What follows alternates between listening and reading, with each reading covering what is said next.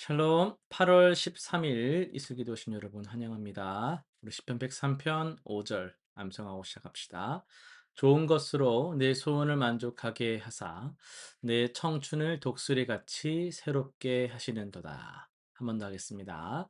좋은 것으로 내 소원을 만족하게 하사 내 청춘을 독수리같이 새롭게 하시는도다. 아멘.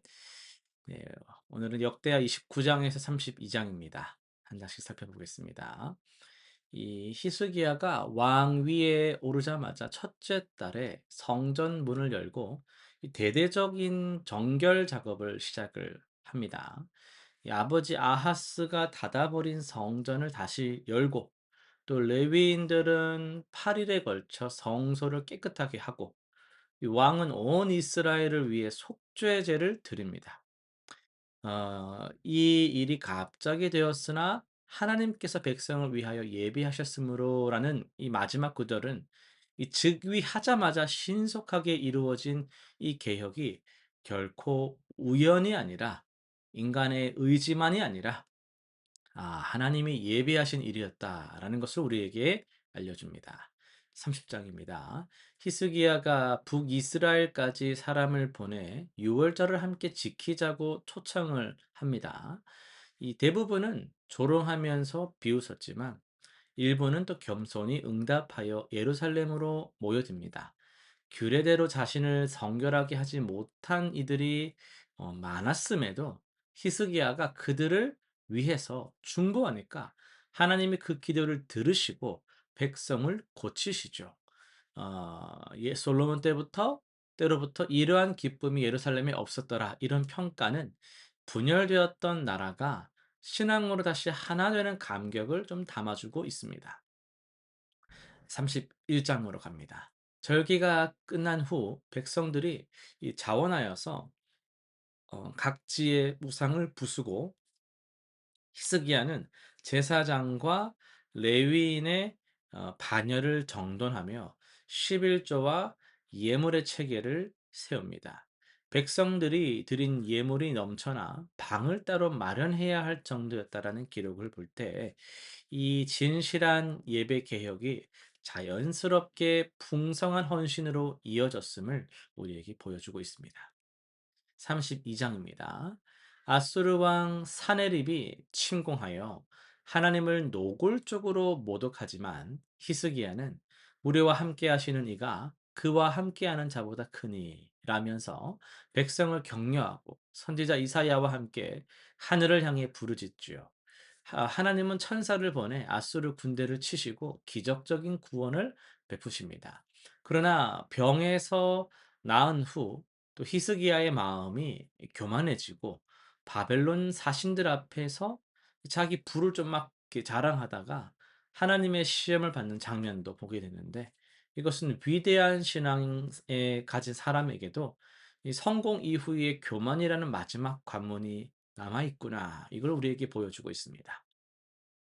오늘은 32장 내용을 좀 중심으로 해서 부르짖음이 향하는 곳이란 제목으로 말씀을 전하겠습니다. 이 히스기야의 통치는 그야말로 개혁의 연속이었죠.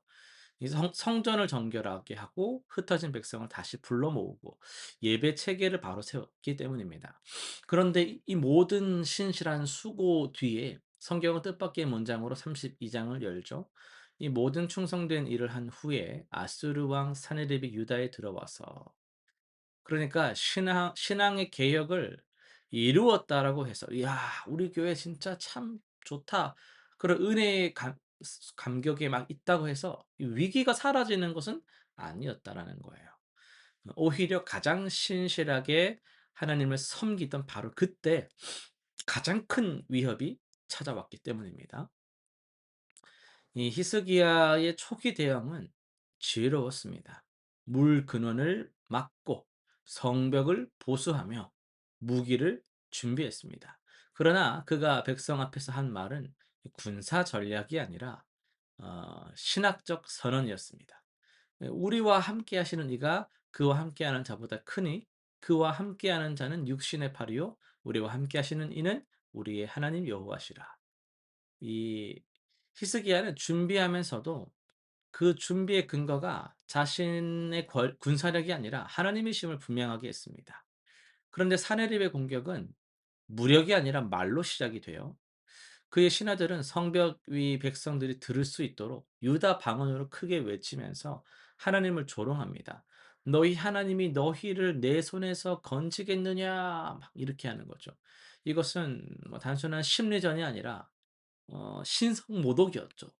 이방의 신들이 자기 백성을 구하지 못했듯 이스라엘의 하나님도 그렇지 않겠냐라는 모욕은 히스기야가 그토록 정성껏 회복시켜 왔던 예배와 신앙의 근거 자체를 흔들려는 시도였습니다.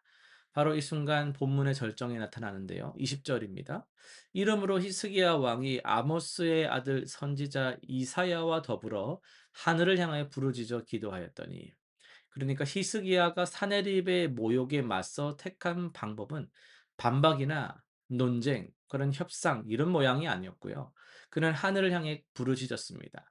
조롱과 위협이 땅에서 아무리 크게 울려 퍼져도 그는 그것을 상대하는 대신 얼굴을 들어 하늘로 향했습니다. 그리고 하나님은 침묵하지 않으셨죠. 천사 하나를 보내서 하룻밤 사이에 아수르의 큰 용사와 지휘관들을 멸하셨고, 사내립은 수치를 안고 고국으로 돌아가야만 했죠.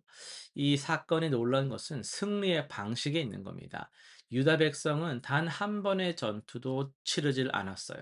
그들이 한 일은 오직 부르짖는 것뿐이었습니다. 우리 삶에도 사내립의 신하들처럼 우리를 조롱하고 위협하며 우리 신앙의 근거를 흔드는 목소리들이 있습니다. 여러 가지 우리 안에 있는 어려움들이 있죠. 뭐 돈, 건강, 관계 늘 반복되잖아요. 혹은 마음속에서 스스로를 향해 던지는 정죄의 말들까지도, 그 목소리가 여러분 아무리 크고 막 집요해도 우리가 응답해야 될 방향은 그 목소리를 향한 "아니야, 아니야." 막 이런 반박이 아니라 하늘을 향한 부르짖음입니다. 그러나 이 장은 여기서 끝나지 않습니다. 놀라운 구원 이후에 히스기야는 병에서 낫고 큰 부와 영광을 누리지만 24절 이하에서 마음이 교만해졌다고 기록이 되죠. 부르짖던 사람이 감사와 겸손을 잃어버린 것입니다. 다행히 그는 곧 뉘우치긴 했지만 이 장면은 우리에게 경고하고 있습니다. 위기 속에서 하늘을 향해 부르짖는 것만큼이나 응답받은 후에 그 은혜를 잊지 않는 것도 중요한 신앙의 자리라는 사실입니다. 실천사항 세 가지 한번 정해 봅시다. 지금 나를 위협하거나 조롱하듯 다가오는 상황이 만약 있다면 그것과 막 씨름하기보다 먼저 하늘을 향해 부르짖어 보세요. '죄를 안 지어야지.'라고 노력하기보다 하나님이 하라고 하신 허락하신 의의 삶을 살기 위해서 먼저 발걸음을 내딛어 보시길 바랍니다.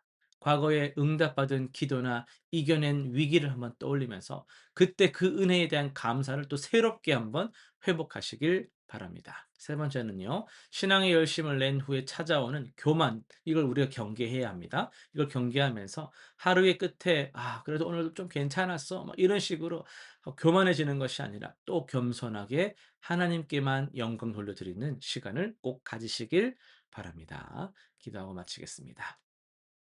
하나님 아버지, 우리를 위협하는 목소리들 앞에서 우리가 반박하기보다 그 죄를 안 지으려고 애를 쓰기보다도 정말 주님께 나아가서 천국을 침노하는 자 되게 하시고 하나님의 그 말씀 뜻을 붙잡고 살아가는 자들이 되게 하여 주옵소서. 우리가 응답받은 그런 은혜들을 잊지 말게 하시고 또 겸손히 감사하며 사는 우리 모든 성도님들 되게 하여 주옵소서. 예수님의 이름으로 기도드립니다. 아멘.